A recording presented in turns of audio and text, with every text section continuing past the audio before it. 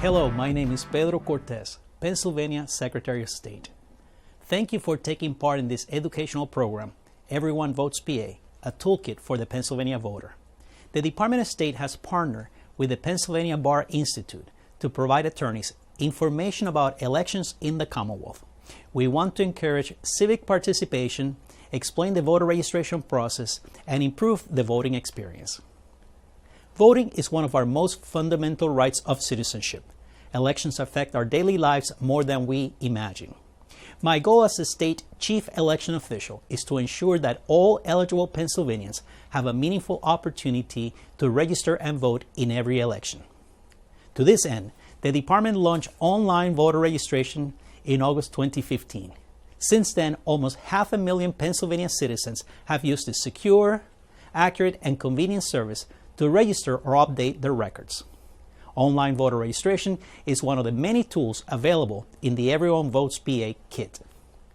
During this program, Mary Schneider, Deputy Secretary for Elections and Administration, and Lee Chapman, Director of Policy, and I will give you an overview of voting in the state.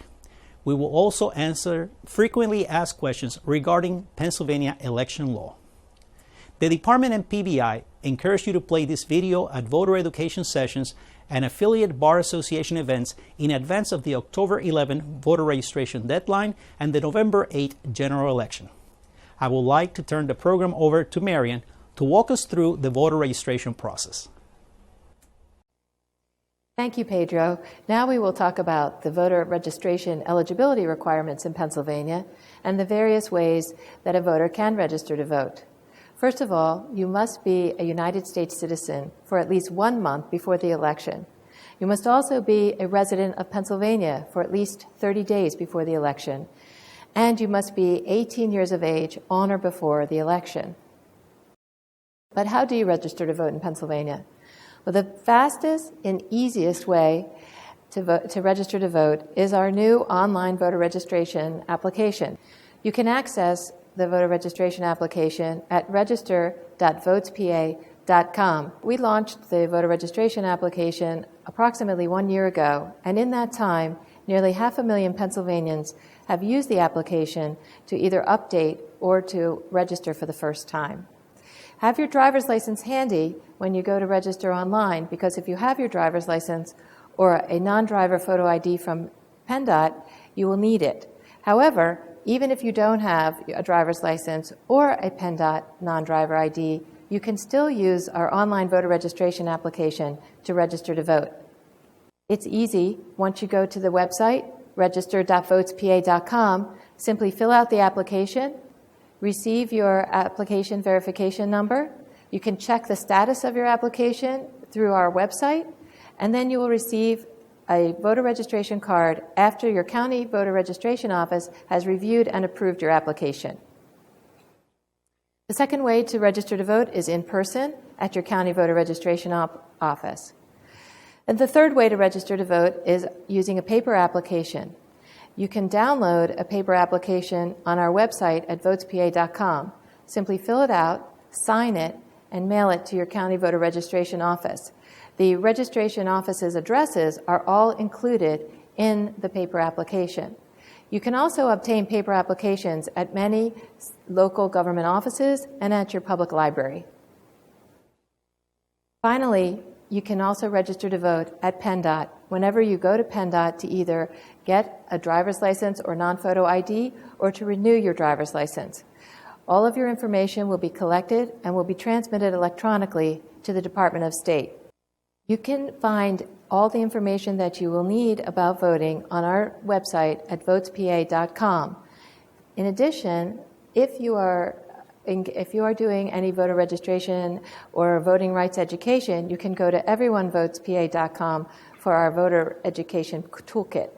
This is an example of the beginning of the voter registration application, and I want to point out that the application is available in both English and Spanish. After an applicant submits their voter registration application, they will receive a voter application number. That's the number that's circled on this slide. You can use that number to check the status of your application. This slide shows the simple form that you will fill out to check the status of your voter registration application. If you provide an email address at the time you submit your application, you will receive your application number in an email. You should keep that for your records or make a note of your application number so that you can check the status. But remember, your voter registration application is not complete until reviewed and approved by your county voter registration office. You should receive your voter registration card in the mail in approximately 2 weeks. If you don't receive it in that time, you should call your county voter registration office. As I mentioned before, even if you don't have a PennDOT driver's license or non-driver ID, you can still use our online voter registration application. Simply click the button that says Upload a Signature. It's easy to use this signature upload feature. You simply need to sign your name on a blank piece of paper, preferably white piece of paper, using blue or black ink. A Sharpie is a good pen to use for this purpose. When you are using a desktop computer, you'll have to save the image as a file, and then browse your computer to select the file and upload it in our application. If you're using a smartphone or a tablet, the camera icon will appear within the application, and you can simply take a picture of your signature and upload it directly. Once you've uploaded the image of your signature, you must fit your signature in the red box. If the signature is not properly positioned in the red box, you will receive an error message, and you will be given 3 chances to make sure it is correctly positioned in the red box. Once you're satisfied, you click Submit, and your signature will be submitted with your voter registration application, and your application will be complete and ready for review and approval by your voter registration office. Remember, if you have a driver's license and your record was transmitted from PennDOT, or if you uploaded a digital image of your signature, you do not need to submit anything on paper. Your application is complete and ready for review and approval. This slide shows the application confirmation message that you will receive at the end of your submission of your voter registration application. If for any reason you do not have a PennDOT product or you do not wish to upload your signature, you can always print, sign, and mail a paper version of your application. The online voter registration application will pre-populate all of your information, and you can simply print it from your computer and mail it to your county voter registration application. You will then receive an additional notification that you need to print and sign your application and mail it in. With that overview of voter registration, I'd like to turn it over to Lee Chapman, our Policy Director. Thank you, Mary. And now that we have an overview of how to register to vote, I'm going to talk a little bit about the logistics of voting and tools and resources that the Department of State has recently launched to make the voting experience easier for everyone. Just recently, the department launched 2Vote, a text message service. Pennsylvanians who want to use the service can text the word PA to the numbers 2Vote, 28683. Once they send the text message, they'll receive a link that will link them to the website shown on the right. That website has a link to our Everyone Votes PA site that has a toolkit to voter education materials, as well as a link to our online voter registration application and useful tools like check your voter registration status, find your polling place, contact your county election office, as well as contact the Pennsylvania Department of State. If you click on the check your voter registration status, you'll see this screen. You can enter your information and you will figure out if you are registered or not. If a voter clicks on contact your county election office, this slide will appear. When they look at this slide, they can put in their county, they can click go, and the contact information for their county election office will appear. One of the frequently asked questions that the Department of State receives on Election Day is, where is my polling place? A lot of voters do not know where their polling place is, and we have an easy and convenient way to locate that information. Click on Find My Polling Place, simply put in your address and your contact information, and you can instantly find your polling place. You can also obtain directions right to your polling place, which makes it very easy and convenient. Many people ask what's on the ballot, what offices are up for election. The federal offices that are up for election in 2016 are President and Vice President, United States Senator, and United States Representative in Congress. In Pennsylvania, the state offices that are up for election are Pennsylvania Attorney General, Auditor General and Treasurer, as well as Senator in the General Assembly for odd-numbered districts, and representatives in the General Assembly. Most of us know, but it's a good reminder that Election Day is Tuesday, November 8th, 2016, and the polls are open from 7 a.m. to 8 p.m. And please remember that if you're in line at 8 p.m., you are entitled to vote and cast a ballot. In Pennsylvania, we have 10 different voting systems. And the type of voting systems that you use is based on the county and where you reside. You can go on our website, VotesPA.com, put in your county, and you can look at a video demonstration of your specific voting system. We have a video that covers all the 10 systems in all 67 counties. Now I'm going to turn it over to Marion, who will talk about absentee voting and also provisional voting. Thank you, Lee. Now I'd like to talk a little bit about absentee voting. In Pennsylvania, if you cannot appear at your polling place on Election Day, you may vote by absentee ballot. Pennsylvania is an excuse state, which means you must have a reason for your absence from your municipality on Election Day. The most common reason that people are absent from their municipality is because their business or occupation or duties take them out of town on Election Day. But it could also be a college student who is attending school out of state, or because you are on vacation. Another reason that voters need to vote by absentee ballot is because they are unable to attend their polling place. For example, if they're sick or they're disabled, or because they are observing a religious holiday, or they're a hospitalized veteran, or their election duties require them to be away from their municipality during the whole time that the polls are open. Another common reason for absentee voting is service in one of our armed services. In order to vote by absentee ballot in Pennsylvania, a voter must use an absentee ballot application. In 2012, the requirements for an absentee ballot application were changed. So a voter must provide their driver's license or PennDOT non-photo ID number if they have it.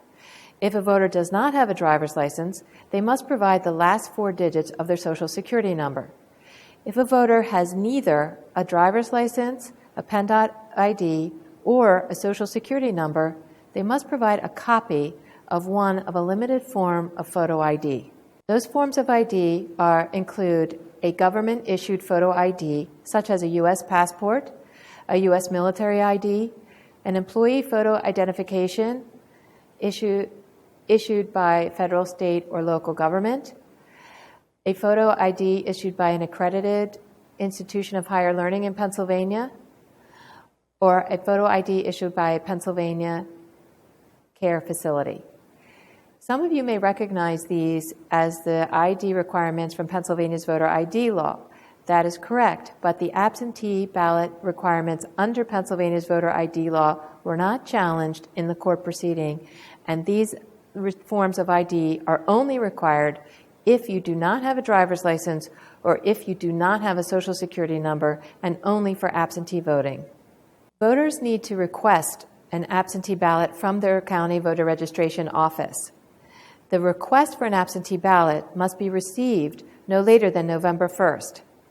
Recently, however, the United States Postal Service's delivery standards have changed. We recommend that you mail your request for an absentee ballot no later than Friday, October 21st, because your application must be received by your county voter registration office by the deadline. A postmark does not count as received for purposes of absentee voting. Similarly, we suggest that you return your voted absentee ballot as soon as you receive it and fill it out. But in any event, you should try to mail it no later than Friday, October 28th, to ensure that it is received by the county's deadline of Friday, November 4th, 2016. Now I'd like to talk to you a little bit about provisional ballots. A provisional ballot is a paper ballot that you receive at the polling place when you believe that you are eligible to vote, but for one reason or another, your name does not appear in the voter registration roll. It is also used for voters who are first-time voters in the polling place who are required to show an acceptable form of ID but do not have their ID at the time. The ballot is known as a provisional ballot because the County Board of Elections will review the ballot later to determine the voter's eligibility and then whether the vote will be counted. Poll workers should offer a provisional ballot, or a voter should request a provisional ballot if the voter believes that they are registered to vote in the polling place and their name does not appear in the poll book, or that they have not shown a valid ID as a first-time voter in the polling place. There's some things that you can do when you arrive at your polling place if your name does not appear in the poll book. First of all, you should ask the poll workers to check the supplemental voter registration rolls. Many counties print a supplemental roll as they are catching up with all of the voter registration applications that come in right around the deadline. If your name is not in the supplemental poll book, you should ask the poll worker to call the county voter registration office and check the master list to see if your name is on that list. If the county voter registration office can verify that you are actually registered, you should be able to vote normally, either on the machine or by paper ballot. When you talk to the poll worker and they call the county voter registration office and they learn that you have shown up to vote in the wrong polling place, you should try to go to the correct polling place, if at all possible, before the close of the polls. If you vote a provisional ballot on Election Day, you can check the status of your provisional ballot by calling our hotline, 1-877-VotesPA, which is 1-877-868-3772.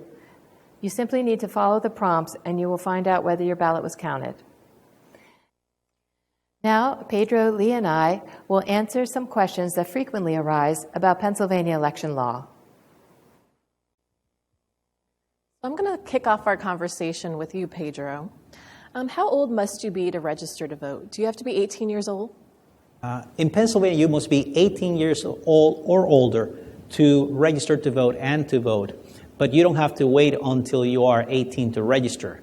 You can register anytime if you're going to be 18 by the time of the next election. So yes, you have to be 18 to vote, but in terms of registering, you can register so long as you're going to be 18 during the next election. So in our case, the next election is going to be on November 8th. So long as your birthday is on November 8th or before, and that will be your 18th birthday, you can register to vote. So Pedro, what about students who are from other states? So that student from Maryland who travels to Pennsylvania to attend Penn State, can she register to vote in Pennsylvania? Yes, she can. So a student that is originally from Maryland and comes to Pennsylvania to study at Penn State or any of our other fine institutions of higher learning has the option to register and vote in Pennsylvania or register and vote in his or her home state, say in this case, Maryland. What's important to keep in mind is that you can only register and vote in one jurisdiction, but the choice is the student. So yes, she can in fact register here in Pennsylvania, vote in Pennsylvania, so long as the person is not doing so also in her home state. Marian, I'm going to turn it over to you. There's been a lot of conversation, and there's some confusion about people with felony convictions and their voting rights. In Pennsylvania, if you have a felony conviction, can you vote? Yes, you're right, Lee. There is a lot of confusion about felony convictions. In Pennsylvania, a voter with a prior felony conviction can vote as long as they are not actually serving time for the conviction.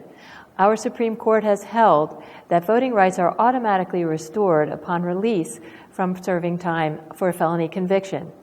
And furthermore, if a person is being detained pretrial or is incarcerated for a misdemeanor, those voters can vote by absentee ballot.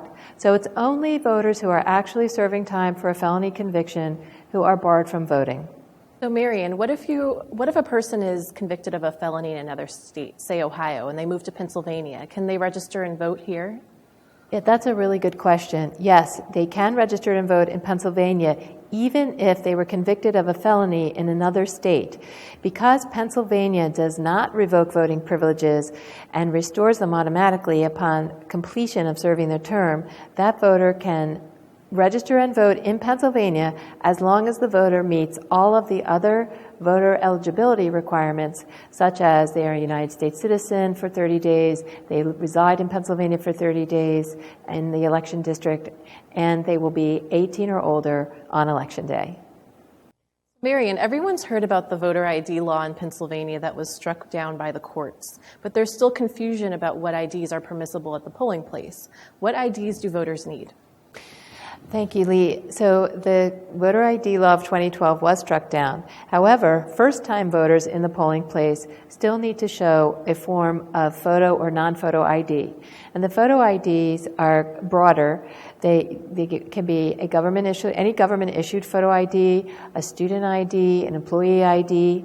But there's also forms of non-photo ID that are acceptable at the polling place. For example, a voter's voter registration card is an acceptable form of a non-photo ID, as well as a utility bill or a government communication that shows the voter's address. So there's actually a much broader list of IDs that are available for in-person voting at the polling place, and it's only first-time voters in their precinct who need to show one type of acceptable ID. So Pedro, going back to that example of that Maryland student who's now attending Penn State, that Maryland student doesn't drive, doesn't have a driver's license. Can she use her student ID to vote? Yes, thank you, Lee. Yeah, voters or students in this case that perhaps come from out of state and do not have a driver's license or a PennDOT non-driver's identification can still vote, and if they're first-time voters and must show a form of identification, as noted by Marion, one of the forms of identification that they can use is their student ID. So their student ID is an acceptable form of identification for first-time voters. And in addition to that, as Marion noted, not only can the student use his or her student ID, but if they have a utility bill for their housing, or they have some other government issue identification, whether it has a picture or not, those they can use. Plus, remember that when someone registers in Pennsylvania, their confirmation or registration that comes from the county registration office is going to be in the form of a letter, a card they'll get that says that you're now registered. That card that you get from the county is an acceptable form of identification for first-time voters, including students. Thank you. Now, Marion, do you have to have a driver's license to vote? No, you don't. And in fact, that was a great source of confusion around the voter ID trial, because there were a lot of images of driver's licenses connected with voting. So you don't need a driver's license to be able to vote, as long as you have, if you're a first-time voter and you have another form of acceptable identification. But just as a caveat, there are some people who are legal residents of Pennsylvania who are not U.S. citizens and who get driver's licenses. So even though you don't need a driver's license in order to vote, everybody with a driver's license is not eligible to vote if they're not a U.S. citizen, and if they don't meet the age requirements. So Pedro, I want to switch gears a little bit and talk about the activity inside the polling place. So say I'm a first-time voter in Pennsylvania. I come to the polls for the first time, and I registered, but for some reason, I'm not in the poll book. Am I still entitled to vote? Yes, you are, Lee. So you registered to vote, and you believe that you're properly registered. You're a first-time voter. And by the way, first-time voter because you just registered, or first-time voter because you're voting in that particular polling place for the very first time. So you, as we noted before, you have to provide a form of photo or non-photo identification. If you happen to come into the polling place and, for example, your name doesn't appear in the poll book because it's just not there, you have, the poll worker should offer to do a number of things. And if they don't, this is what you should keep in mind. If your name does not appear in the primary poll book, there is generally a supplemental poll book that may have been printed closer to the election day. And so there might be two sets of poll books that the voter poll worker, the voter election worker in that particular precinct should look. If they don't find your name either in the primary or the supplemental poll book, then they should call the county voter registration office at the county level and ask them to check their database to see whether you are registered in that polling place, or maybe you're registered in a different polling place. And that for that, if you're registered in another polling place, you should be given the opportunity to go to that polling place if you can make it. In that way, you're voting in your right polling place. But in addition to that, if for some reason your name doesn't appear in the poll book, or for example, you appear in the poll book but you happen to be a first-time voter who doesn't have a form of identification, you should be allowed to vote by provisional ballot. So the short answer is, if you believe that you're properly registered, please do not leave the polling place. Nobody should leave the polling place without voting, either voting traditionally with the machine or the optical scan form, or voting by provisional ballot. So if you believe that you're properly registered, the counties should do the due diligence to find your name in the poll book or contact the central office. And if in the end, either your name doesn't appear on the records or you don't have a form of ID and you cannot go home and return to the polling place with the identification for first-time voters, then you will be given the opportunity to vote by provisional ballot, which is a paper ballot that you would use, and then there's a procedure after the election to confirm whether in fact you were properly registered, and the county may count that provisional ballot fully or partially, or if it's deemed that you were not registered, then at that point in time it may not be counted. But the bottom line is you should not leave your polling place without having voted in some fashion, at minimum using a provisional ballot. Good answer. So what if a person needs help voting? Can they bring someone inside the polling place with them?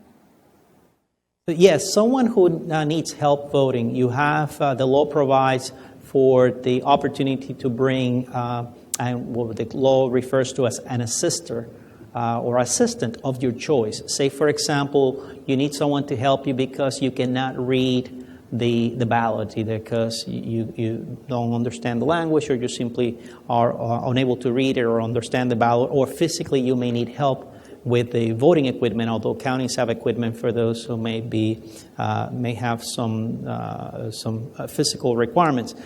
So yes, you can bring someone, and it could be one of your kids, it could be someone that you choose. The only thing to keep in mind is that the law provides that there's only two types of individuals or categories that cannot assist you in voting. The first one is your employer. So your employer cannot come to the booth with you to help you vote. And the other one is a representative from your union. So long as the person is neither one, is not an employer or someone who represents your employment or a member of the union, anyone else that you choose can come. If you need help voting, you ahead of time can notify the county registration office so their records show that you need an assister of your choice. Or if you didn't do so ahead of time, you have the opportunity to do that while you're at the polling place on election day, and there will be an affidavit that is completed to indicate that you needed assistance. But yes, you can bring someone with you into the booth, again, provided that it's not one of those two categories that I mentioned. If I need assistance inside the polling place, can a poll worker help me? Yes, you can choose to have a poll worker help you. The only exception is within the individuals that are at the polling place that are poll workers, the only person that cannot help you is the judge of elections.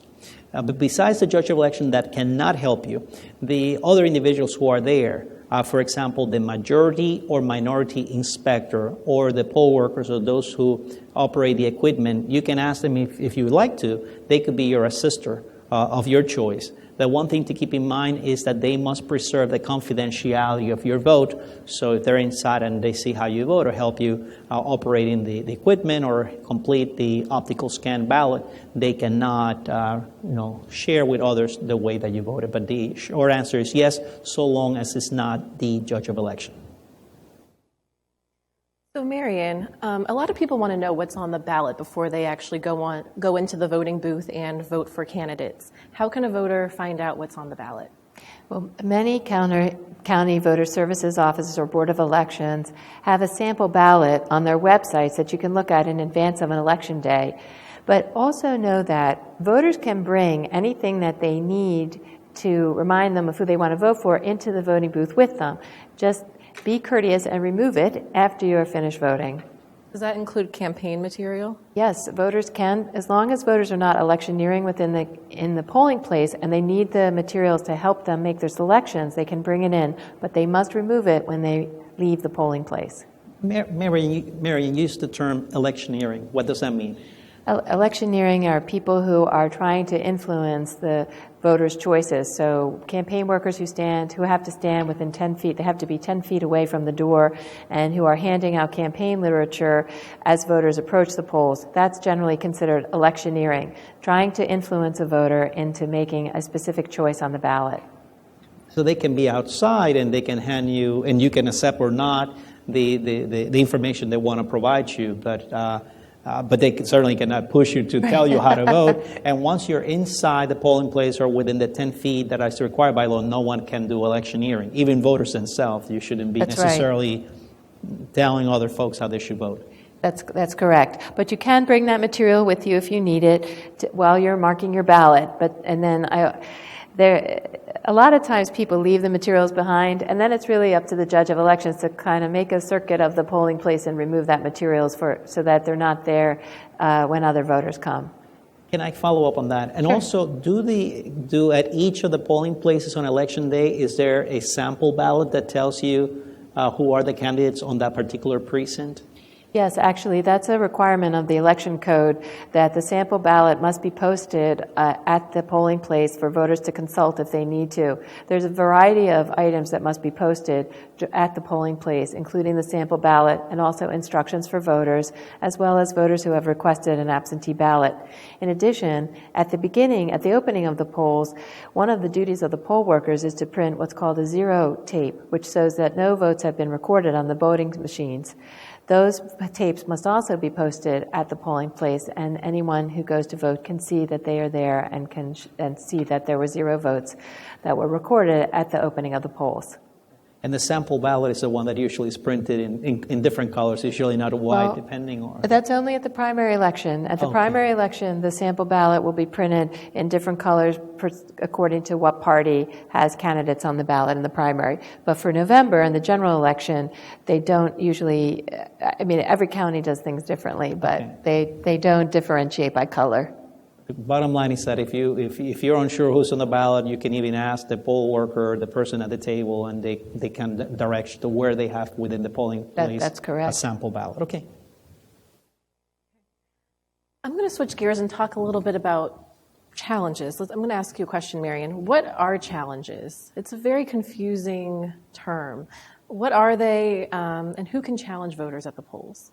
So a challenge is when a person who is legitimately in the polling place does not believe that a voter who presents themselves to vote has the ability to vote at that polling place. So the people that are permitted to be in the polling place during voting are the poll workers themselves, poll watchers, who are registered voters in the county, who are designated by candidates or parties, and who are permitted to observe the proceedings inside the polling place, as well as 10 voters who are waiting to vote.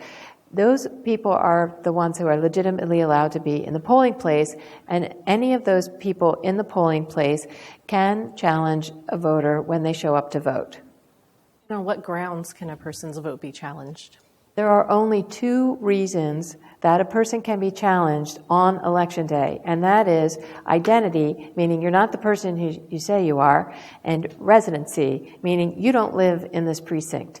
Other challenges relating to a voter's eligibility to vote, for example, whether they're a U.S. citizen or whether they've lived there for 30 days or whether they're 18, those challenges are not permitted on Election Day. There's another process beforehand for those challenges. So basically, I like to call it the wrong guy or the wrong place. Those are the only 2 challenges allowed on Election Day. And even with that, is it the case that you shouldn't be, even if you're allowed to challenge because you're entitled to be there, you should, even in those 2 circumstances, you're not the right person, or you don't live there in the precinct, does the law provide that you should not do that just to be troublesome, or I guess I said to vex, or to just be difficult, just to make people kind of miserable on election day? That's not permitted either.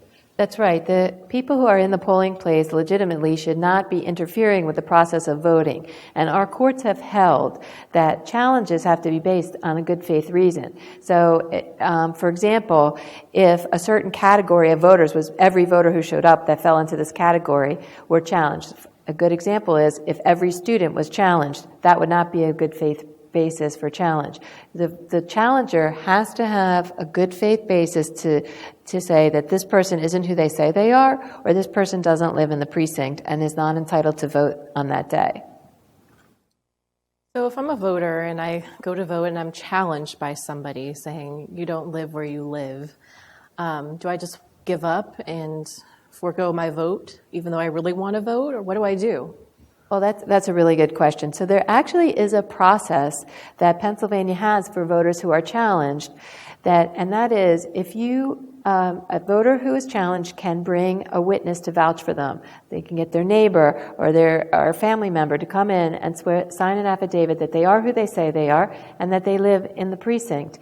And the voter also fills out an affidavit. If those two affidavits or affirmations are filled out, the voter gets to vote normally on the machine. Now, if the voter cannot find a witness, for example, or doesn't have time, or doesn't wish to go through that process, then they can fill out a provisional ballot, and their eligibility can be determined later by the provisional ballot board, which is the Board of Elections at the county. Pedro, what about voting systems? As we noted earlier in the presentation, Pennsylvania has 10 voting systems in the state. If a voter votes in a county with an electronic voting system and that's not functioning for some reason or the other, what do they do? So in Pennsylvania, yes, you're right. The counties choose their voting system, a system that has been previously certified by both the federal authorities as well as the Department of State. So if a system has been certified, then the counties can use it. It does happen that from time to time, it's not very common, but that the systems might be down. Electronic, by the way, there's two primary voting systems that are used in the state. One will be what is officially known as direct recording electronic device. If you think about it, mostly the touch screen or something that looks like a Mac machine. And then there's optical scan, which are like the ballots, but not ballots when we were in school, but the paper forms that you fill the ovals. Both are considered electronic, and the second one doesn't seem very intuitive, the paper. And that's considered electronic because the way that the vote is counted or tabulated is with an electronic scanner. But in the case where you are at the polling place and, say, the electronic touchscreen machine is not working, the law has provided, and there was a case by the federal courts back in 2008 when I was in office, NAACP versus Cortez, that says that if 50% or more of the voting systems are down, electronic systems are not working, the voter has the right to vote using an emergency paper ballot. So in other words, if the machines are down more than 50%, so if you have two, if one or two are down, or if you have three, 2 out of 3, if the machines are down, the counties then have a process in place where they have already pre-printed emergency paper ballots, and you can use that paper ballot so that it is voted and in fact is treated as a regular vote. So if you're in a county that is using optical scan and the scanner itself is down, you will have a ballot box to deposit that oval optical scan form. And if you're voting using an emergency paper ballot for the counties that have electronic, the touchscreen machines, the same process, you voted in paper, but it's put into a ballot box for which the ballot is counted at the end of the day. That is a process just like a regular vote, as opposed to, for example, a provisional ballot where the determination of the person's eligibility is determined after election night. So thank you both for those very insightful answers. So Mary, now that Pennsylvania lawyers are armed with all the information about how to register to vote, what happens at the polling place, and some of the frequently asked questions, what can lawyers do to really get involved in the voting process this election?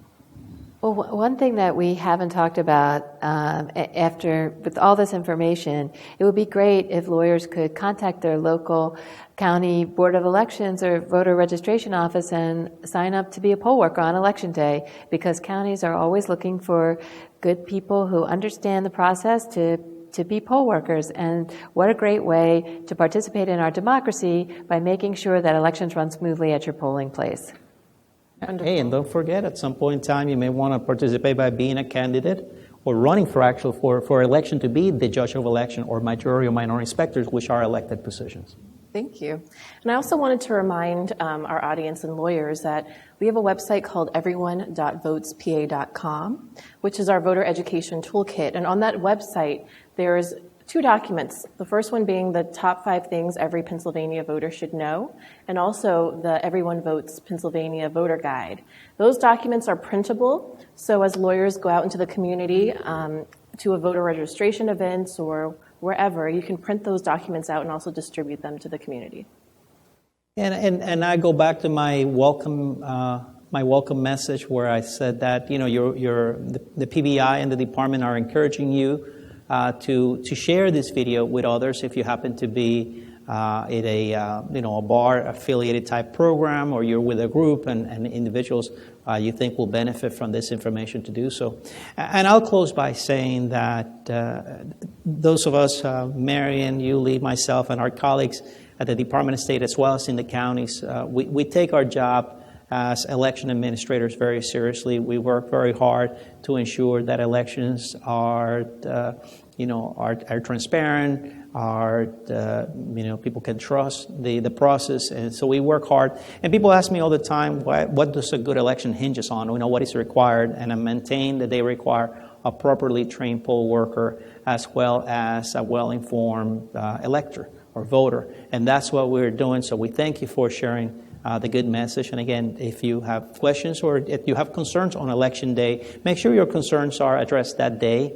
Contact the department, and we have a hotline at 1-877-868-3772, which you can call to report any questions. And if you see an issue on election day at the polling place that you're questioning that doesn't seem right to you, make sure you tell the judge of election about your concerns, and that person should address it. And if not, you can always call your county board of elections or contact the Department of State.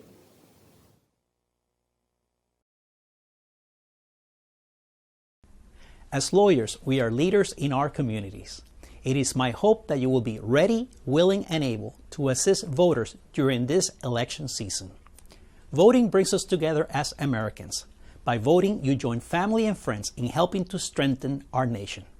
If you would like to learn more about elections in Pennsylvania, please visit the Department of State's voter information website at everyone.votespa.com or call us at 1-877-868-3772. Thank you.